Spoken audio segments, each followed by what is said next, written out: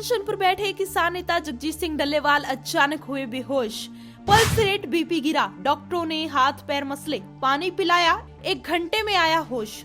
हरियाणा पंजाब के खनौरी बॉर्डर पर 42 दिन से आमरण अनशन पर बैठे किसान नेता जगजीत सिंह डल्लेवाल की तबीयत अचानक रात को बिगड़ गई।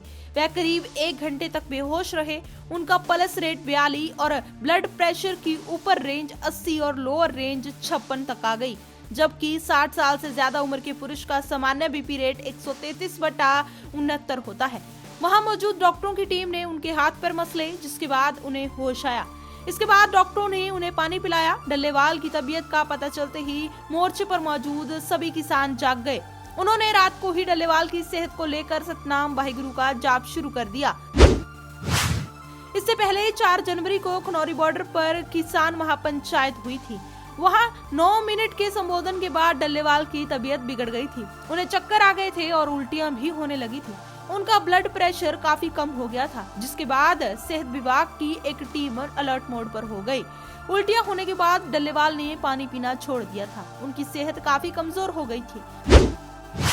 वहीं सोमवार को सुप्रीम कोर्ट द्वारा गठित हाई पावर कमेटी चेयरमैन पूर्व जस्टिस नवाब सिंह की अगुवाई में खनौरी बॉर्डर पर पहुंची। कमेटी ने डल्लेवाल से मुलाकात की, साथ ही उन्हें कहा कि भले ही वह अनशन जारी रखें, लेकिन मेडिकल सहायता लेते रहें। कमेटी ने कहा कि वह अपनी रिपोर्ट शीर्ष अदालत को सौंपेंगे। कमेटी ने साफ किया कि उनकी तरफ से पहले सुप्रीम कोर्ट में इशू बताए गए हैं।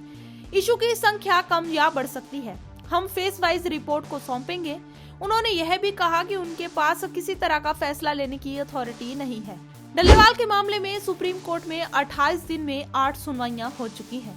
सबसे पहली सुनवाई में सुप्रीम कोर्ट ने कहा था कि डल्लेवाल को जबरन कुछ न खिलाया जाए।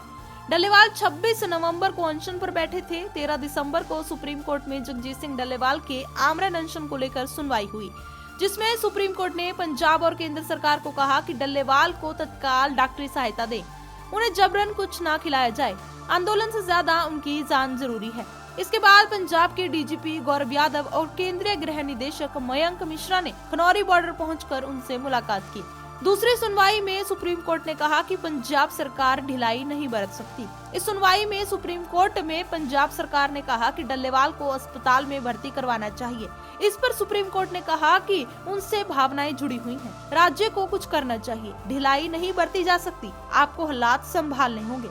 तीसरी सुनवाई में सुप्रीम कोर्ट ने पंजाब सरकार को फटकार लगाते हुए कहा कि बिना टेस्ट के कौन 70 साल के आदमी की तबीयत ठीक बता रहा है। इस सुनवाई में पंजाब सरकार ने दावा किया कि डल्लेवाल की तबीयत ठीक है। इस पर सुप्रीम कोर्ट ने पूछा कि 70 साल का आदमी 24 दिन से भूख हड़ताल पर है, कौन ऐसा डॉक्टर है जो बिना टेस्ट के डल्लेवाल को सही बता रहा है? आप कैसे कह सकते हैं कि डल्लेवाल ठीक है जब उनकी कोई जांच ही नहीं हुई, ब्लड टेस्ट नहीं हुआ, ईजीसी नहीं हुई, ईसीजी नहीं हुई।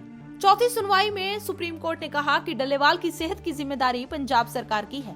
इस सुनवाई में सुप्रीम कोर्ट ने कहा कि डल्लेवाल की हालत रोज बिगड़ रही है, पंजाब सरकार उन्हें अस्पताल में शिफ्ट क्यों नहीं कराती, यह उनकी जिम्मेदारी है। डल्लेवाल के स्वास्थ्य की स्थिर स्थिति सुनिश्चित करना पंजाब सरकार की जिम्मेदारी है। यदि उन्हें अस्पताल में भर्ती करने की जरूरत है तो अधिकारी निर्णय लेंगे। पांचवी सुनवाई में सुप्रीम कोर्ट ने कहा कि डल्लेवाल को अस्पताल में शिफ्ट करे, पंजाब सरकार, केंद्र सरकार मदद करे। यह सुनवाई सुप्रीम कोर्ट के 19 दिसंबर के आदेश को लागू न करने को लेकर दायर अवमानना याचिका पर हुई।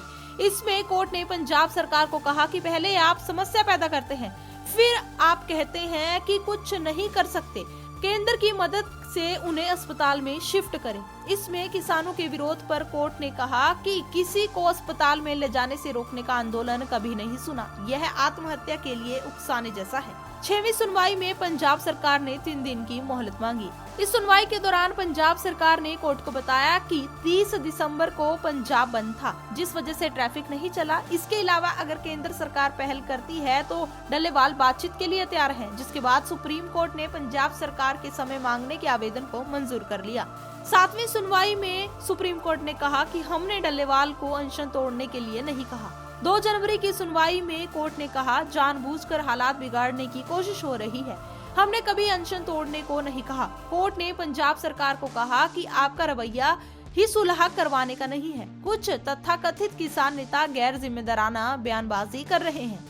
8वीं सुनवाई में पंजाब सरकार ने कहा डल्लेवाल बातचीत को राजी। 6 जनवरी को हुई सुनवाई में पंजाब सरकार की तरफ से सीनियर एडवोकेट कपिल सिब्बल ने कहा कि किसान नेता जगजीत सिंह डल्लेवाल कोर्ट की बनाई कमेटी से मिलने के लिए राजी हो गए हैं। सिब्बल ने सुनवाई कुछ समय बाद करने की अपील की, जिस पर कोर्ट ने सुनवाई शुक्रवार 10 जनवरी के लिए तय कर दी है। किसान नेता सरवन सिंह पंधेर ने बताया कि केंद्र सरकार की तरफ से जो नई कृषि मार्केटिंग पॉलिसी का ड्राफ्ट तैयार किया गया है, वह रद्द किए गए कृषि कानूनों का स्वरूप है। अब इसे नए रूप में लागू करने की तैयारी है। इसका किसान विरोध कर रहे हैं। 13 जनवरी को लोहड़ी के दिन पूरे देश में इस ड्राफ्ट को जलाया जाएगा। 10 जनवरी को केंद्र सरकार के किसानों के प्रति अपनाए गए रवैये के विरोध में प्रधानमंत्री नरेंद्र मोदी के पुतले फूंके जाएंगे। वहीं अगर हम किसान नेता जगजीत सिंह डल्लेवाल की बात करें तो उनके शरीर में अब सिर्फ हड्डियां बची हैं। उनके किडनी, लीवर, फेफड़े में खराबी आ चुकी है। उन्हें कभी भी साइलेंट अटैक आ सकता है, यह कहना है उनकी देखरेख कर रहे प्राइवेट डॉक्टरों की टीम के लीडर डॉक्टर अवतार सिंह का। फिलहाल किसान आंदोलन से जुड़ी अधिक जानकारी और देश दुनिया से जुड़ी और जानकारी के लिए आप जुड़े रहिए हमारे साथ।